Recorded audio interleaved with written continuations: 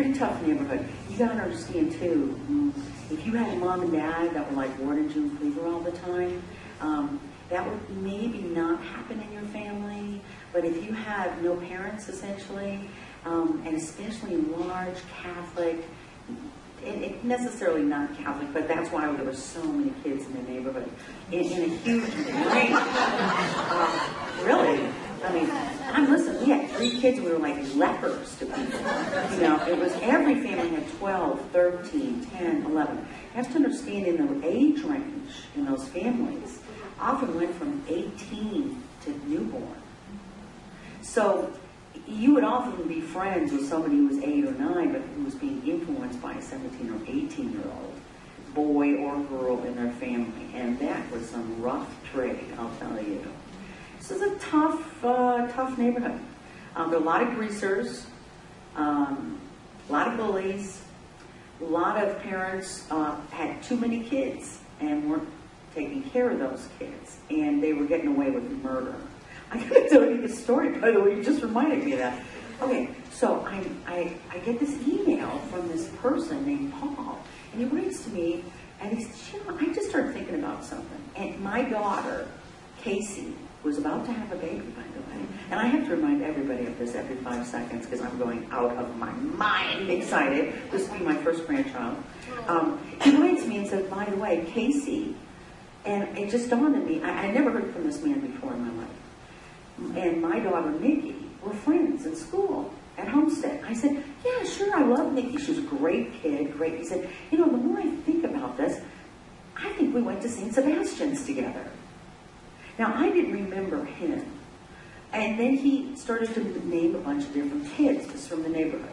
And I said, yeah, I know all those kids. And he said, do you remember Kathy Frame? And I said, yeah, he said, do you remember, I was in a group, and we used to do walking the dog, and she would, there's a part where you whistle really loud in walking the dog, but she'd come up on stage, and she'd do that. I said, yeah, well, I taught it to her, Buster. And so he sent my email to Kathy Frame, who was my best friend when I was growing up. And we all get together one Sunday. He said, let's go over to Jody's house, and we're going to meet each other. And now this, coming back, don't worry, I'm going around, but I'm coming back to the question. So we're sitting there, Kathy and I are sitting there, we're eating like cheese, crackers, and it's such a bizarre thing when you see somebody you haven't seen for 50 years. It just is. You know, I'm looking at her and she's looking at me. And I know it's her. I didn't tell her, she answered the door, and it wasn't her house, but Paul didn't tell anybody that I was coming. And so I was the surprise guest that Sunday. And she opened up the door and took one look at me and went, oh, God, Kagen, what are you doing here?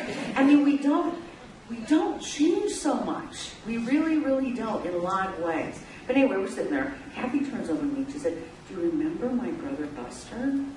I said, yeah. She said, do you remember how they used to call him Gunner? I said, yeah. She said, did you know that he shot somebody? I said, when? She said, on his paper route. I said, no way. She said, yeah, I just found that out. I said, you're kidding me. She said, no, this guy, he was on his paper route in the neighborhood, and he kept going to this guy and asking for his money, and the guy wouldn't pay him, so he went home, got a gun, and shot him. Okay, so see, it wasn't that nice a neighborhood. And I said, well, what happened to him? And she said, nothing. I said, really? She said, no. I said, well, did he get his money? It was that kind of neighborhood. And kids who don't have parents grow up tough, very, very tough, at a very young age. And by the way, cigarette smoking back then was good for you, if you didn't know that. Everybody smoked. My mom smoked, my dad smoked, I smoked. I started smoking when I was about 10. I'd go get cigarettes for 25 cents a pack, L&M's, and I got myself to a couple because it was cool, and everybody was doing it, and it wasn't the only bad thing that could happen to you. It would stunt your growth. And I didn't want to get that tall anyway, so. And everybody did it. It was tough. We were tough. We were cool. It was the 50s.